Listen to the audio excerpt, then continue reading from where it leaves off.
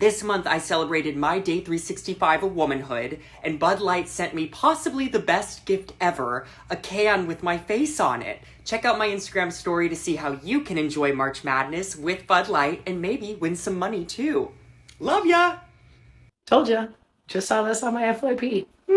Amplify the 1%, knowing that it pisses off not only women, but also men, gay women.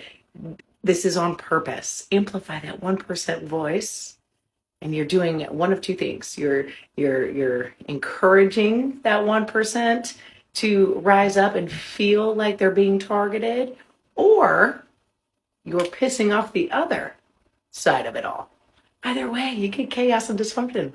Yay, go elites. They're just All right, guys. So we got to follow up on this story about Dylan Mulvaney getting a sponsorship from Bud Light. Okay, because I'm not sure exactly what the message is, right, from Bud Light.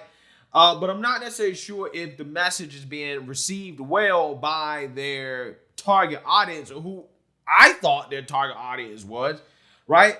Because I didn't think that the target audience was transgender people, okay? And I think the message that Bud Light is putting out here is that drinking Bud Light will, I don't know, make you, grow man boobs, okay? And become more feminine, okay? It'll give you estrogen boost.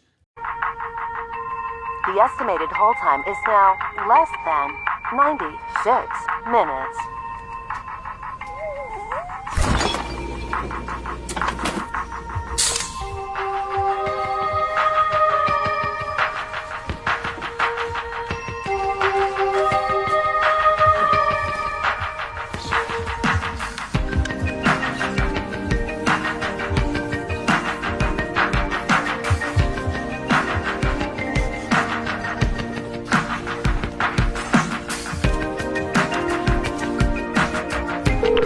We thank you for your patience.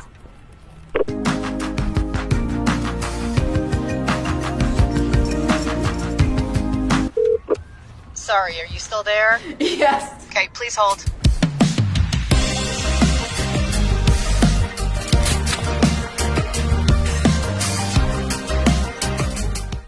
Yeah, so I'm not entirely sure exactly what the message is here, okay, or what Bud Light is trying to market or tell their audience, but they're coming out and they're defending their sponsorship and endorsement of Dylan Mulvaney by claiming that it, quote, authentically connects with audiences. Authentically connects with audiences. Wow. So, Anheuser-Busch believes that Bud Light sponsoring Dylan Mulvaney helps authentically connect with audiences. That a man pretending to be a woman is authentic. Absolutely amazing stuff. Again, I'm not sure exactly what's authentic about this, but they're coming out here and they're defending it despite the backlash. So let's see what Anheuser-Busch has to say in defense of Dylan Mulvaney here. Anheuser-Busch defended transgender activist Dylan Mulvaney appearing to be used as a Bud Light spokesperson after the beer maker celebrated 365 Days of Girlhood, saying the pact would, quote, authentically connect with audiences. Yeah, I'm not sure if that's the takeaway considering the backlash thus far, right? I think a whole lot of people are offended by Bud Light sponsoring Dylan Mulvaney. The trans activist revealed Saturday that the beer company sent packs of Bud Light featuring the influencer's face as a way to celebrate a full year of girlhood that Mulvaney recently reached. Mulvaney said the cans were her most prized possession on Instagram with a post featuring, quote, hashtag Bud Light partner. A video then featured Mulvaney in a bathtub drinking a Bud Light beer as part of the campaign. Yeah, so I'm not sure exactly why Bud Light felt the need to celebrate Dylan Mulvaney's 365 days of pretending to be a girlhood, okay? Because what did Dylan actually accomplish? Again, it's amazing how that works. This person is literally getting rewarded. They're getting filthy rich. I mean, unimaginably rich by simply saying, hey, I'm a girl. While you have actual real women, okay, who are not getting anything for being a woman, right? But if you're a man and you say that you're a woman, you can quite literally become a millionaire. Okay, you can get sponsorships after sponsorship after sponsorship. You can get a trip to the White House. You can go on a talk show.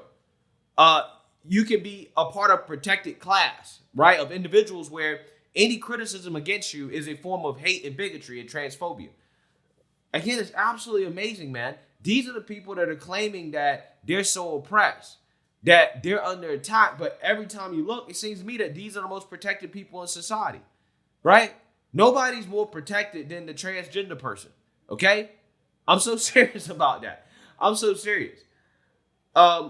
Yeah, I mean, this person is basically saying, hey, I'm a girl, and that's the only thing they've ever accomplished in their life, okay? Before this, there was a failed actor, right? He tried to make it in Hollywood. Apparently, he wasn't weird enough for Hollywood, right? So he decided to get even weirder, and it worked.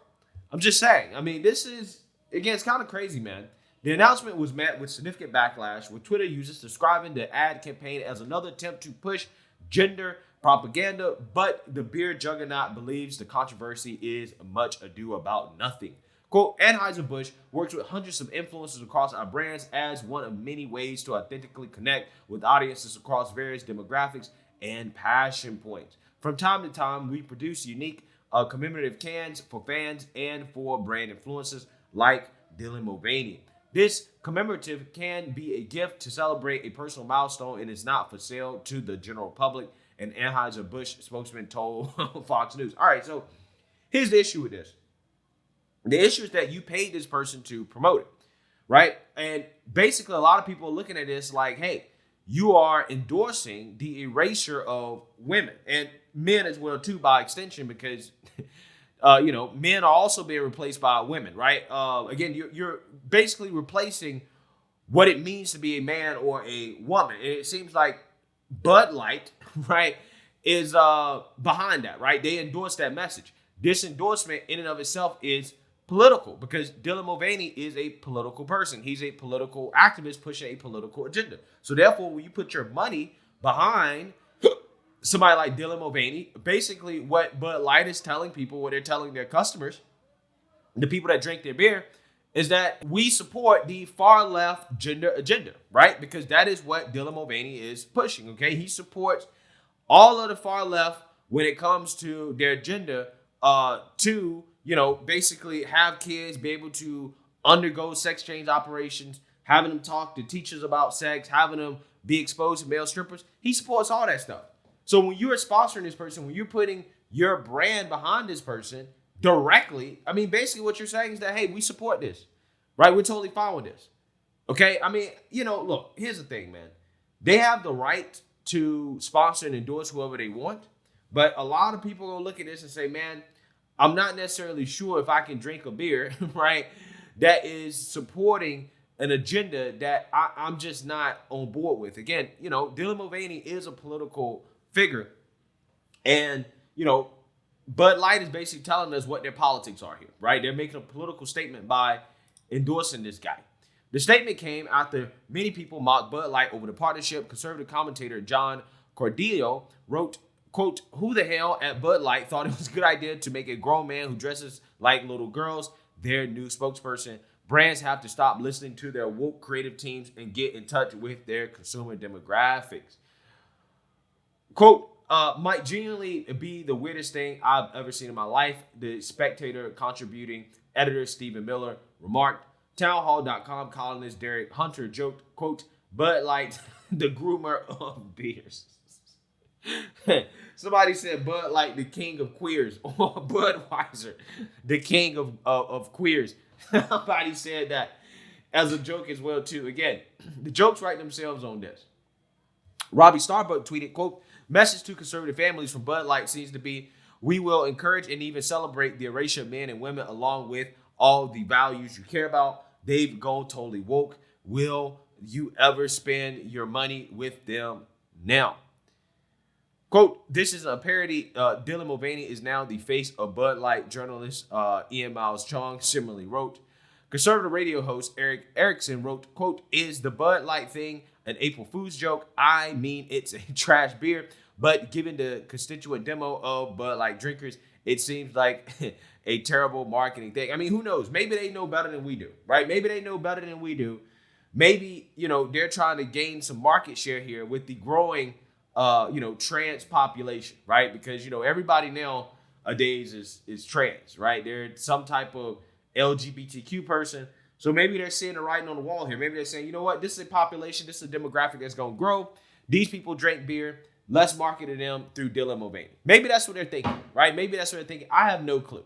I just think that it's a bad move. It's cringe. I'm not sure exactly what they're thinking, but it seems to me that now all of a sudden we gotta come up with not woke beers, right? Because this isn't the only brand that's woke as well too. I heard people talking about Miller Lite. Oh, we gotta go drink Miller Lite now. Turns out Miller Lite, they kind of woke too. Here's a little known fact. Women were among the very first to brew beer ever. From Mesopotamia to the Middle Ages to colonial America, women were the ones doing the brewing. Centuries later, how did the industry pay homage to the founding mothers of beer? They put us in bikinis. Wow. Look at this wild. It's time beer made it up to women. So today, Miller Lite is on a mission to clean up not just their but the whole beer industry's Miller Lite has been scouring the internet for all this and buying it back so that they can turn it into good for women brewers. Literally, good Yeah, so all that is to say this, right? It seems pretty obvious to me that all of these companies going woke is a very direct message to conservatives that these companies don't rock with us, right? They don't rock with us. They don't rock with what we believe in. And clearly, they're saying that, screw you, okay? We're going to openly just, tell you that we don't like you. And I think that, hey, the good thing is that creates market opportunity for others, right? That creates market opportunity for companies that don't want to be political or companies that say, hey, you know what? We're not woke, okay? We're actually going to cater to our target audience. We're not going to offend you. We're not going to tell you that we hate your lifestyle. So, hey, I mean, look, the bad part is that, yeah, a lot of these companies are going woke, and through them going woke, they're influencing politics and society. But also, the good thing is that it creates market opportunities for other companies who don't necessarily want to tell their target demographic that, hey, they hate them, right? So, I mean, I'm just saying, there's pros and cons to this. Let me know what you guys think. Make sure you like, comment, and subscribe. Most importantly, share a Black conservative perspective. Peace.